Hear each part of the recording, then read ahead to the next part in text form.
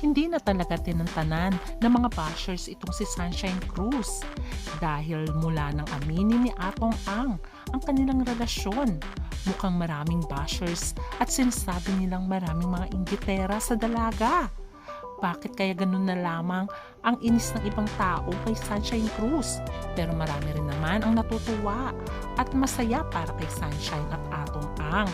Marami din nagsasabi na dapat annulled na muna itong si Atong Ang bago niya ligawan itong si Sunshine. Ano nga ba ang ipinuputok ng butse ng karamihan dahil nga inamin ni Atong ang kanyang relasyon kay Sunshine Cruz? Ating alamin.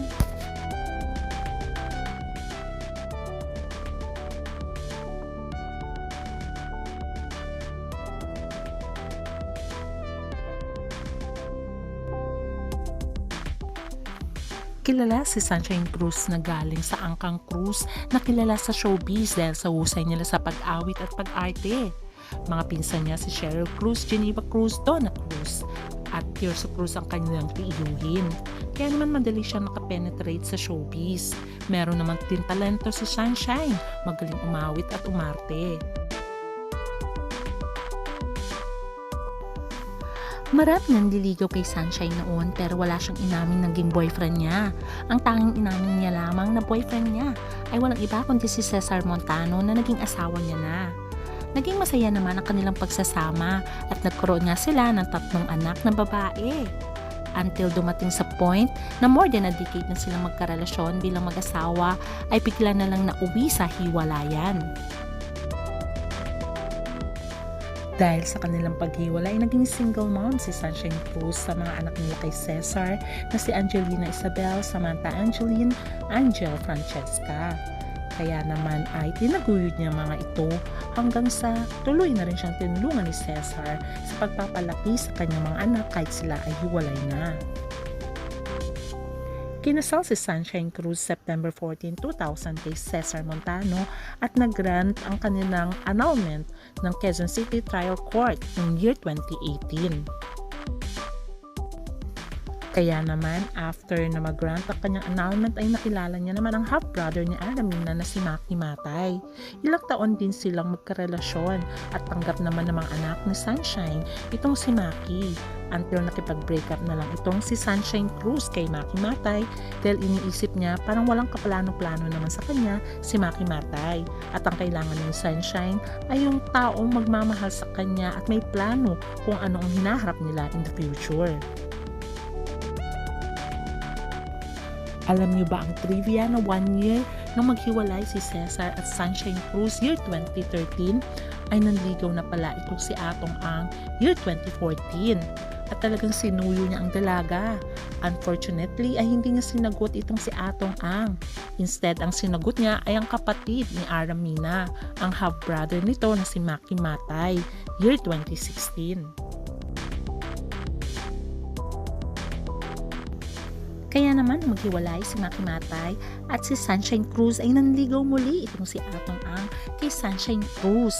Talaga namang gustong-gusto talaga ni Atong Ang itong si Sunshine dahil hindi talaga ito tuminag at talaga naman sinuyo-suyo niya ito until mapasagot niya na nga si Sunshine Cruz.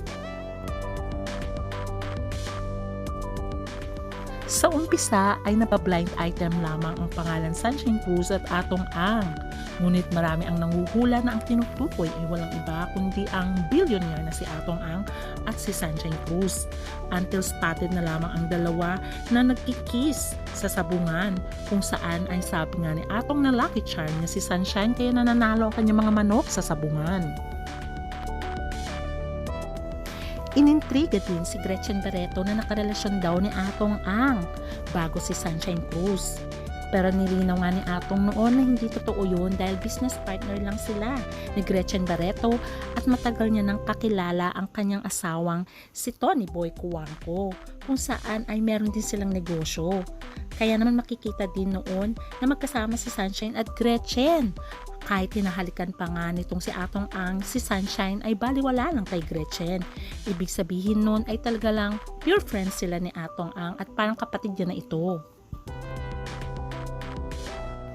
Matatandaan sa kasasagan ng away ng magkakapatid na Barreto, inamin ni Marjorie na may relasyon daw itong si Gretchen at si Atong Ang. Pero nag-post nga ito si Gretchen na sinasabi niya puro kasinungalingan lamang ang sinasabi ni Marjorie Barreto. At dito nalaman na nga may asawa pala si Atong Ang.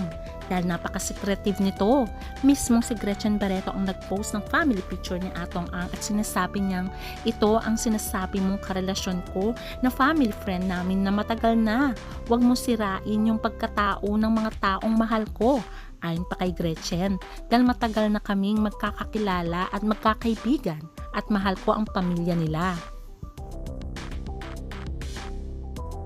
Noong very active pa si Gretchen Barreto sa kanyang Instagram account, siya mismo ang nag-post nitong message na ito at sinasabi niyang, "This is Atong Ang's family, Mrs. Iris Ang and family," ayon pa nga kay Gretchen. At ang sinabi nga ni Atong Ang ay talagang parang kapatid niya na lamang si Gretchen. Makulit ito kaya feeling nila sweet sila dahil nga parang kapatid niya na ito. Ang totoong naging karelasyon nga ni Atong Ang ay ang pamangkin ni Gretchen. Kaya naman nag-away-away magkakapatid dahil family affairs na yon ayon kay Atong Ang at huwag niyo akong idadamay sa mga away nila. Kaya nga dito nakumpirma na walang katotohanan na may relasyon itong si Gretchen at si Atong Ang dahil noong time na kasagsagan ng kissing incident nitong si Sunshine Cruz at Atong Ang ay mismo si Gretchen Barreto ang naka-witness sa pagmamahalan ng dalawa. Ngayon ay iniintriga na naman si Sunshine Cruz dahil makikita ngayon na for sale na ang kanyang bahay na 3-story. At ang tanong, siguro ay binigyan ng mansyon ni Atong Ang itong si Sunshine Cruz.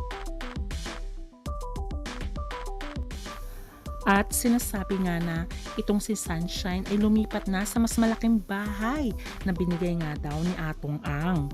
Kaya naman hanggang ngayon ay maraming fans pa rin ang naiintriga kung totoo nga ba yon o hindi.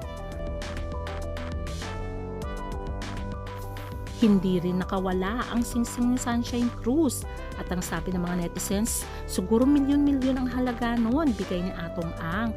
Ang swerte naman daw ni Sunshine. Kaya tuloy maraming napapasana all kay Sunshine Cruz. Lalong-lalo na nang inamin ni Atong Ang na girlfriend niya na si Sunshine at very proud ito dahil hindi talaga nagsasalita si Atong Ang kung may mga naiintrigang babae sa kanya at si Sunshine lamang ang tanging inamin niya. At talagang kinakantahan niya pa talaga ito. O diba, napaka-sweet? Lalong inintriga si Sunshine Cruz nang i-post ni Ruffa Gutierrez sa kanyang social media accounts na nag-check-in nga si Sunshine Cruz kasama si Atong Ang at mga anak nito at in-invite nga siya sa New Year's celebration sa Soler sa Chairman's Villa. At ang amount pala na yon ay 500,000 or more than million na nga.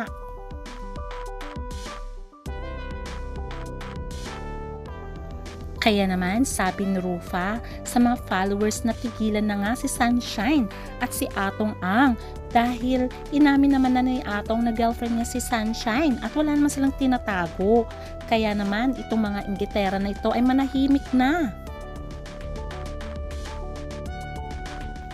At sabi pa nga ni Ruffa, magbago na kayo, 2025 na, nakakaloka kayo.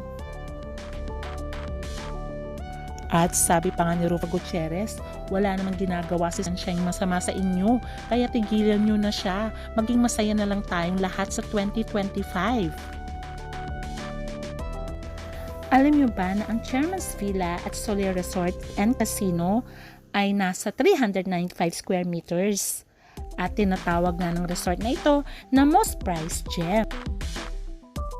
At ang sabi pa nga ay hindi daw ito nakalista sa website ng Soler dahil ang booking nito ay highly exclusive. Ibig sabihin sa mga matataas na tao lamang sa lipunan ang nakakabook nito.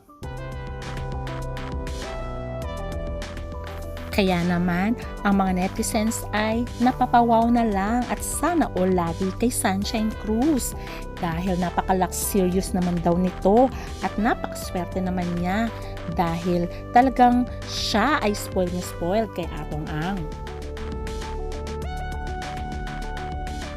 Dahil nga sa intriga kay Sunshine Cruz, pati mga anak ni Sunshine ay nadadawit.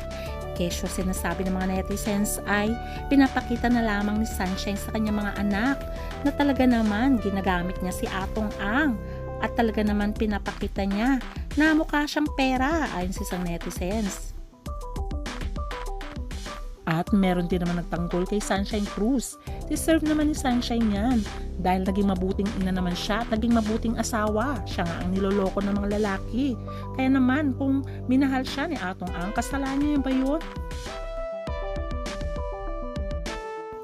Dahil nga sa pag-iintriga kay Sunshine at pati anak niya ay nadadamay, nagsalita na nga itong si Sunshine Cruz at sinabi niyang mamatay kayo sa inggit, wala naman akong kasalanan sa inyo, kaya dapat buhay niyo ang asikasuhin niyo, ayon kay Sunshine. Kaya naman, sabi ng mga netizens ay irespeto na lang natin si Sunshine at si Atong Ang. At kung saan masaya ang dalawa ay dapat huwag nang intrigahin ito dahil tunay na pagmamahalan naman ito. At talaga namang ginawa lahat ni Atong Ang kanyang makakaya para mahalin din siya ni Sunshine Cruz. Kaya let's be happy for them ayon sa mga netizens. Kaya naman abangan na lang natin ang susunod na kabanata kung sakaling si Sunshine na nga ba ang forever ni Atong Ang.